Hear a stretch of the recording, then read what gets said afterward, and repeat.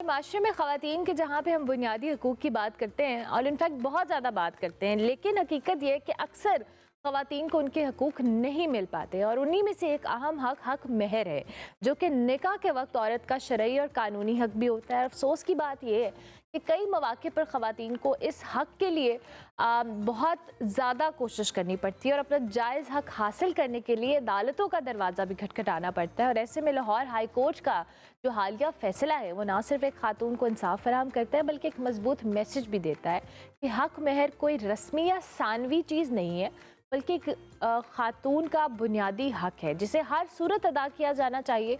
अदालत ने वाज़े तौर पर यह कहा है कि अगर निकाह नामे में महर की अदायगी का वक्त दर्ज ना हो तो बीवी जब भी मुतालबा करेगी उसे हक महर अदा करना लाजिम होगा, चाहे शादी बरकरार ही क्यों ना। और ये फैसला जी सिर्फ कानूनी नुक्ता नज़र से नहीं बल्कि माशरती सतह पर भी बड़ा एक पॉजिटिव मैसेज लेकर आता है कि अगर ख़वातीन के हकूक़ को नज़रअंदाज करने का रुझान अभी भी है, जो कि चैलेंज है और इंसाफ के दरवाजे उनके लिए खुले हैं। इस पर हम ज़रा बात भी करेंगे और तफसीली तौर पर जो फैसला आया उसके हवाले से भी जानेंगे। मोहम्मद तला मुश्ताक साहब माहिर कानून हमारे साथ मौजूद है। थैंक यू वेरी मच जी, बहुत शुक्रिया आपका। Thank you for having me. ये बड़ा अच्छा फैसला है लाहौर हाई कोर्ट का। मैं चाहूँगी थोड़ी सी आप हमें डिटेल्स बताएं और इसका जो बैकग्राउंड है वो भी हमारे साथ शेयर कीजिए। जी, so it's a recent decision, his lordship mister justice Abid Hussain Chatta साहब का ये एक रिपोर्टेड जजमेंट है which is a very very welcoming judgement अगर हम रिसेंट टाइम्स में देखें। और बेसिकली इस जजमेंट में ये कैटेगोरिकली बता दिया गया है कि जो कन्फ्यूजन थी अबाउट हक महर के क्या जो डिफर्ड महर है वो हस्बैंड की वफ़ात के बाद मिलेगा या डाइवोर्स के टाइम मिलेगा, तो उसको बड़ा कैटेगोरिकली उन्होंने पिन पॉइंट करके कहा है कि अगर ये चीज़ आपने अपने मुआहदे में, जो मुआहदा बेसिकली निकाह नामा है, अगर उसमें इस चीज़ को मेंशन नहीं किया तो as per section 10 of Muslim family law ordinance 1961 औरत किसी भी वक्त इवन ड्यूरिंग द मैरिज उसको मांग सकती है, डिमांड कर सकती है और मर्द को उसकी अदायगी उस पर फ़र्ज़ है at that point of time. तो बेसिकली इसी कन्फ्यूजन को, क्योंकि अगर हम इस पॉइंट को देखें तो इस पे सुप्रीम कोर्ट की 2009 की एक जजमेंट थी जो कहती थी कि नहीं, सिर्फ जो डिफर्ड महर है जिसे हम महर मुवज्जल भी कहते हैं वो हस्बैंड की वफ़ात के टाइम मिलेगा या डाइवोर्स के टाइम मिलेगा। फिर 2024 में सुप्रीम कोर्ट का एक डाइवर्जेंट व्यू आया इसके ऊपर। तो अब कौन से व्यू को मानना है, किस तरफ जाना है, तो उस लाहौर हाई कोर्ट की बड़ी एक जामिया जजमेंट आ गई है इस जजमेंट की सूरत में जिसने ये क्लैरिफिकेशन दे दी है। बिल्कुल ठीक है। अच्छा, आप चूँकि आप प्रैक्टिस भी करते हैं, आपको आइडिया भी होगा चैलेंजेस क्या थे ख़वातीन के। बेसिकली ये एड्रेस बहुत डिटेल कर दिया गया है और आपने ख़ुद भी मेंशन किया, लेकिन हम एक आम पब्लिक के पर्सपेक्टिव से बात करें तो ज़ाहिर है जब केसेस आते हैं, जब आप बहुत सारे केसेस का बैकग्राउंड सुनते हैं तो शायद वो चीज़ें आपके वहमो गुमान में भी नहीं होती। इस हक महर वाले मामले में क्या क्या चैलेंजेस रहे हैं ख़वातीन को ड्यूरिंग मैरिज भी और ड्यूरिंग डिवोर्स भी, ये सारे प्रोसेस में? अच्छा, इसमें एक इम्पॉर्टेंट चीज़ ये है कि क्या इस जजमेंट के बाद चैलेंजेस ख़त्म हो जाएंगे? जी नहीं। अच्छा, वजह यह है कि कानून तो हमेशा से औरत के साथ खड़ा है। सवाल ये है कि क्या मुआशरा औरत के साथ खड़ा है या नहीं। तो हमारे मुआशरे के जो सोसाइटल प्रेशर्स हैं, जो ख़वातीन के ऊपर दबाव डाला जाता है इवन ड्यूरिंग दी मैरिज, हम देखें तो मेरा नहीं ख्याल 90% ऑफ दी विमेन वो अपने निकाह नामा को भी पढ़ सकती हैं। बिल्कुल ऐसा ही है। एक ऐसा टैबू अटैच कर दिया गया है कि आप जिस शख्स के साथ अपनी ज़िंदगी गुजारने जा रहे हैं और जो कॉन्ट्रैक्ट आप उसके साथ साइन करने जा रहे हैं, आप उसको पढ़ नहीं सकते हैं। अगर आप निकाह नामा इटसेल्फ, जो कि एक इस्लामी चीज़ है, अगर औरत को ये हक दे दिया जाए कि वो निकाह नामा पढ़कर उस पर जो भी शराइत रखना चाहती है वो अपने होने वाले हस्बैंड के साथ उस पर डिस्कशन के बाद, जो कि एक नॉर्मल, जिसको नॉर्मलाइज करना बहुत ज़रूरी है, उन्होंने ज़िंदगी गुजारनी है आपस में साथ। तो प्रॉब्लम बेसिकली सोसाइटल प्रेशर्स का है। अब मिसाल के तौर पे जब भी निकाह नामा की बात होती है तो औरत को बता दिया जाता है कि ये तुम्हारा इस हक महर से कोई लेना देना नहीं है। अच्छा छोड़ो, हक महर लेकर क्या करना है, वो लड़के वाले क्या सोचेंगे, हमारे बारे में क्या सोचेंगे, मुआशरा क्या सोचेगा। जब मौलवी साहब ऊंची पढ़ेंगे निकाह नामा और सब सुनेंगे तो क्या मैसेज जाएगा।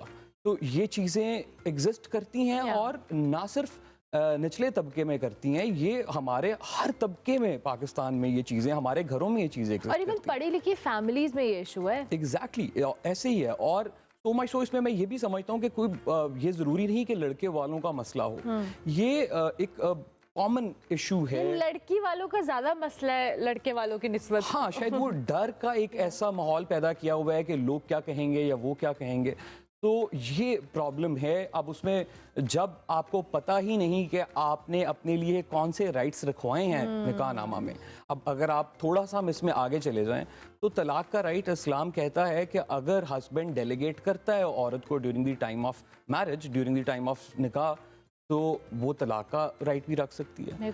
अब अगर हम महर पे दोबारा आ जाएं तो दो किस्म के महर हैं। महर मुअज्जल है जो आपको, जैसे प्रॉम्प्ट डावर कहते हैं, जो आपको मौके पे देना होता है, और दूसरा महर मुवज्जल है जो डिफर्ड डावर है, जो आप किसी भी टाइम, आप जिस तरह लाहौर हाई कोर्ट की इस जजमेंट ने बता दिया कि आप वो मांग सकते हैं। तो कानून, अदालतें ओवर द टाइम हमने देखा कि बहुत कोशिश की उन्होंने कि वो औरत का साथ दें। For example in recent times अगर आप देखें तो ये कॉन्सेप्ट अब पाकिस्तान से ख़त्म हो रहा है कि आप बहनों का, औरतों का हक मार लें। बिल्कुल। ये एक in recent times supreme court इस पे बहुत स्ट्रिक्ट है, लाहौर हाई कोर्ट की बहुत स्ट्रिक्ट जजमेंट्स आई हैं कि अगर आप 25 साल बाद भी बहन आके अपना हक मांगे तो उसको उसका हक मिलेगा। तो ये कानून की तो कोशिश है औरत के साथ खड़े होने की, लेकिन मुआशरा इसके लिए क्या कर रहा है, या ओवरऑल हम एज अ सोसाइटी जिसमें सारे स्टेक होल्डर्स हैं, जिसमें मीडिया भी स्टेक होल्डर है, वकला भी स्टेक होल्डर्स हैं, गवर्नमेंट भी स्टेक होल्डर है, हम इसके लिए क्या कर रहे हैं? तो I think this is the main issue. अच्छा, आपने बड़ी इंपॉर्टेंट बात की है। अब हमारे पास कानून हर चीज़ के लिए मौजूद हैं और ओवर टाइम वही बात है कि खातून को सपोर्ट। अब मेरा सवाल, उस दिन एक और लॉयर भी हमारे पास आई थी, मैं उनसे यही बात करी थी कि क्या ख़वातीन को उनके राइट्स पता है जिनके लिए ये अदालतें कोशिश कर रही हैं, आप जैसे लोग एफर्ट पुट कर रहे हैं, बट एक खातून को जब पता ही नहीं है कि उसके राइट्स हैं क्या, तो वो कैसे इस चीज़ को सीख भी करेगी जस्टिस को। ये एक अवेयरनेस का पॉइंट ऑफ व्यू मुझे लगता है कि बहुत ज़्यादा लैक करता है, और ये सिर्फ स्पेसिफिक तबके में नहीं है तला साहब, आई बिलीव कि ये हर खातून का इशू है। That is true. I mean इससे बेहतर इस चीज़ को रखा नहीं जा सकता कि औरतों को उनके राइट्स का, मेजॉरिटी ऑफ द राइट्स का पता ही नहीं है, और यही नहीं पता कि हमने किस दरवाजे पे जाना है अगर हमने अपने राइट्स को इन्फोर्स करवाना है। अब इसके लिए क्या किया जा सकता है? आई थिंक इन टैबूज़ को तोड़ना पड़ेगा।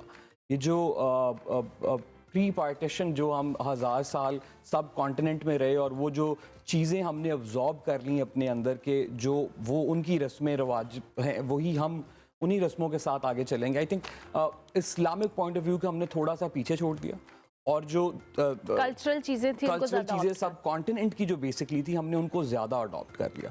तो इस वजह से आई बिलीव कि इस पे काम होना चाहिए, इवन स्कूल लेवल पे होना चाहिए। जो प्राइमरी एजुकेशन है बच्चों की, जब उनके दिमाग बन रहा है, वहाँ पर उन्हें, अगर वो अपनी फैमिली में अगर आज एक बच्चा ये देख रहा है कि बीइंग औरत मैं इन चीज़ों को क्वेश्चन नहीं कर सकती, मैं अपने बाप के साथ जाके ये बात नहीं कर सकती, मैं अपनी माँ को नहीं कह सकती कि मुझे निकाहनामा दिखा दें, मेरे कौन कौन से राइट्स हैं, तो दैट इज़ द प्रॉब्लम। अब अगर घर से ही स्नब कर दिया जाएगा तो वो प्रॉब्लम परसिस्ट करेगा, और उसकी इन्फोर्समेंट के लिए भी करेगा कि अगर वो बेचारी औरत अकेले कोर्ट जाना चाह रही है अपनी राइट्स की इन्फोर्समेंट के लिए, तो वो फैमिली जो हमेशा कहती थी कि ये आप तो इन चीज़ों को नहीं देख सकती, या आप तो छोड़ो, मुआशरा क्या कहेगा, समाज क्या कहेगा, तो क्या वो फैमिली कोर्ट जाने में उसको सपोर्ट करेगी? बिल्कुल भी नहीं, बिल्कुल भी 0%। एग्जैक्टली। तो that is the problem. Awareness का भी प्रॉब्लम है, उसके साथ साथ इन सोशल टाबूज को तोड़ने का भी बहुत ज़रूरी है। अच्छा, एक और फैक्टर जो मैं चाहूँगी, अब बिकॉज अदालतें फैसला दे देती हैं, कानून बने हुए हैं, सारी चीज़ें हमारे सामने मौजूद हैं, अब इम्प्लीमेंट हर लिहाज से, मैं कोई स्पेसिफिक केस की बात नहीं करी, या हमारे मुल्क के अंदर बड़ा मसला है इम्प्लीमेंटेशन का। अगर कोई करना चाहता है तो उसको परसू करने के लिए जो चैलेंजेस हैं, और वही बात है कि पता ही नहीं है जाना क्या है, किस तरीके को, किस प्रोसेस को ऑप्ट करना है, ये जो इम्प्लीमेंटेशन का चैलेंज है, डोंट यू थिंक कि ये भी उसी टैबू के साथ हमें ब्रेक करना है? 100%। देखें, इसमें जो इम्प्लीमेंटेशन है, अब बदकिस्मती हमारी ये है कि यहाँ पर जो नॉर्मल प्रैक्टिस है पाकिस्तानी सिस्टम के अंदर, कि अगर एक केस का फ़ैसला होता है, मिसाल के तौर पे कोई एक केस है, वो नीचे डिस्ट्रिक्ट कोर्ट से चलता है, उसके बाद वो अपीलेट कोर्ट में जाता है, अपीलेट कोर्ट के बाद हाई कोर्ट में जाता है, फिर सुप्रीम कोर्ट में जाता है, और 20-25, ये मैं फैमिली लॉज की बात नहीं कर रहा, मैं नॉर्मल केसेस की बात कर रहा हूँ, और वो आपके हक में होता है तो फिर आपको अलहदा से उसकी एग्जीक्यूशन भी चल रही होती है। Yeah. वो एक अलहदा कोर्ट केस है।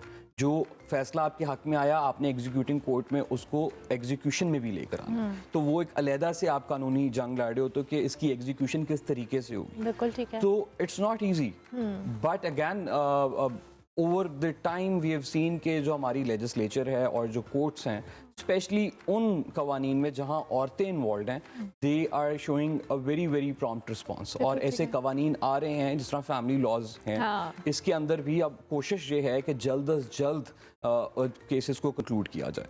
तो जो हम देखते हैं जहाँ सालों साल लग जाते थे, in recent times specially in Punjab we have seen के there is a big difference. Family cases को बहुत जल्दी इम्प्लीमेंटेशन की तरफ लेकर जाया जाता है और कंक्लूजन की तरफ पहले लेकर जाया जाता है। तो hopefully over the time in चीज़ों को और मज़ीद बेहतर किया जाएगा। बिल्कुल ठीक है। इन द एंड हमारे प्लेटफॉर्म से तला साहब regarding this high court decision, मैं चाहूँगी ख़वातीन के लिए as a lawyer anything you want to add on? I mean, I would only want to say that as far as the law is concerned, law is on your side at this point of time. Law आपके साथ खड़ा है। आपको अपनी आवाज़ खुद बनना पड़ेगा। जिस मुआशरे में बदकिस्मती से हम रह रहे हैं, कुछ खुशाइन चीज़ें तो हो रही हैं, but you have to make a voice for yourself.